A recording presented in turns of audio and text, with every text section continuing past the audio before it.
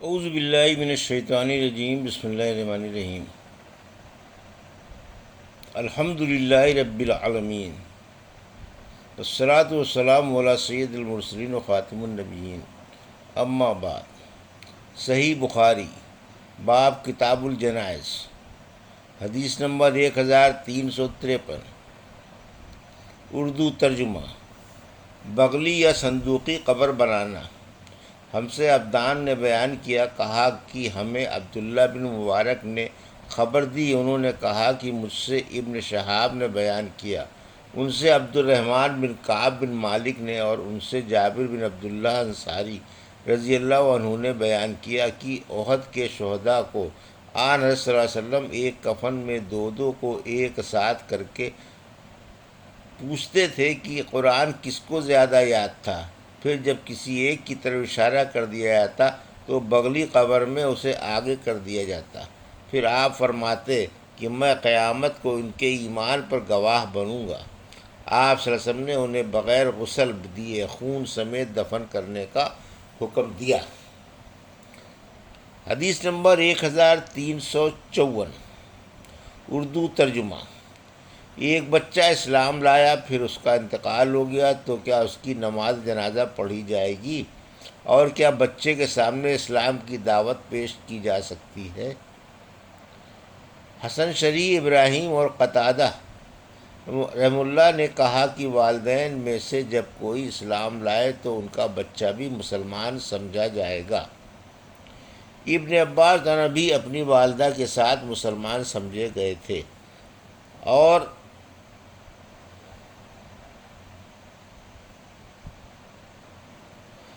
کمزور مسلمان میں سے تھے۔ آپ اپنے والد کے ساتھ نہیں تھے جو ابھی تک اپنی قوم کے دین پر قائم تھے۔ حضور اکرم صلی اللہ علیہ وسلم کا ارشاد ہے کہ اسلام غالب رہتا ہے، مغلوب نہیں ہو سکتا۔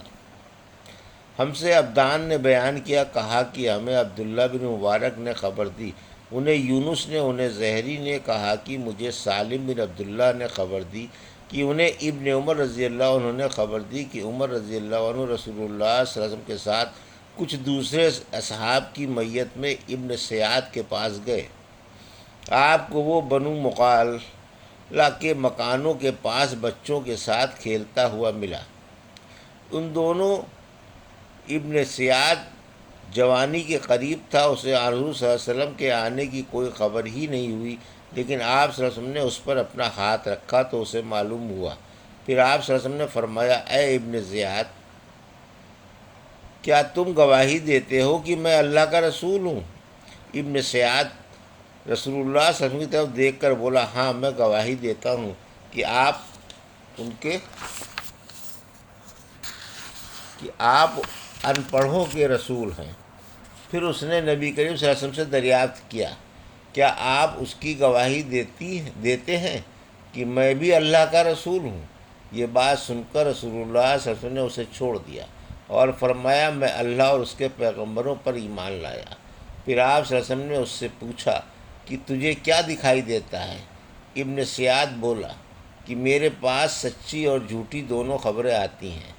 نبی کریم صلی اللہ علیہ وسلم نے فرمایا، پھر تو تیرا سب کام گڑبڑ ہو گیا۔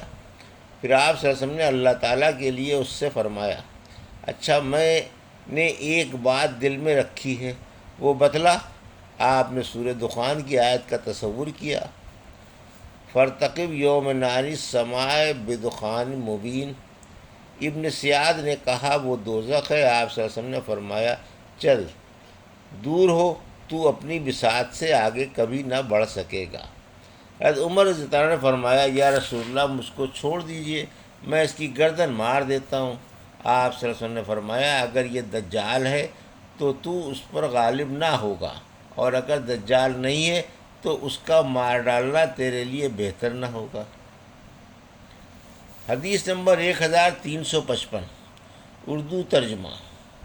اور سالم نے کہا کہ میں نے عبداللہ بن عمر رضی اللہ عنہ سے سنا، وہ کہتے تھے، پھر ایک دن حضرت صلی اللہ علیہ وسلم اور ابی بن کعب رضی اللہ عنہ دونوں مل کر ان کھجور کے درختوں میں گئے جہاں ابن سیاد تھا۔ آپ صلی اللہ علیہ وسلم چاہتے تھے کہ ابن سیاد آپ کو نہ دیکھے، اس سے پہلے کہ وہ آپ کو دیکھے آپ صلی اللہ علیہ وسلم غفلت میں اس سے کچھ باتیں سن لیں۔ آخر آن صلی اللہ علیہ وسلم نے اس کو دیکھ پایا، وہ ایک چادر اوڑھے پڑا تھا، کچھ گنگن یا پھن پھن کر رہا تھا۔ لیکن مشکل یہ ہوئی کہ ابن سیاد کی ماں نے دور ہی سے آن صلی اللہ علیہ وسلم کو دیکھ پایا۔ آپ صلی اللہ علیہ وسلم نے فرمایا کاش اس کی ماں ابن سیاد کو باتیں کرنے دیتی تو وہ اپنا حاصل کھولتا۔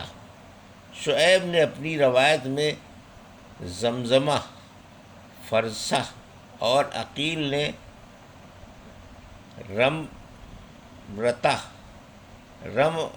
رمتا نقل کیا ہے اور معمر نے رمزتہ کہا ہے۔ حدیث نمبر 1356، ہم سے اردو ترجمہ، ہم سے سلیمان بن حرب نے بیان کیا، کہا کہ ہم سے حماد بن زید نے بیان کیا، ان سے ثابت نے، ان سے انس بن مالک رضی اللہ عنہ نے بیان کیا کہ ایک یہودی لڑکا عبد القدوس نبی کریم صلی اللہ علیہ وسلم کی خدمت کیا کرتا تھا۔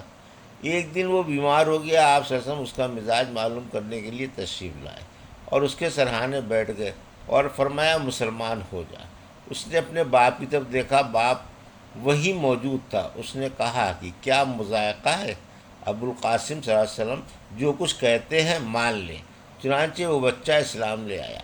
جب آن صلی اللہ علیہ وسلم باہر نکلے تو آپ نے فرمایا شکر ہے اللہ پاک کا جس نے اس بچے کو جہنم سے بچا لیا۔ حدیث نمبر 1357، ہم سے علی بن عبداللہ مدینی نے بیان کیا، کہا کہ ہم سے سفیان بن عینیہ نے بیان کیا، انہوں نے کہا کہ عبید اللہ بن زیاد نے بیان کیا کہ میں نے عبداللہ بن عباس رضی اللہ عنہ کو یہ کہتے سنا تھا، میں اور میری والدہ آن صلی اللہ علیہ وسلم کی ہجرت کے بعد مکے میں کمزور مسلمانوں میں سے تھے، میں بچوں میں اور میری والدہ عورتوں میں۔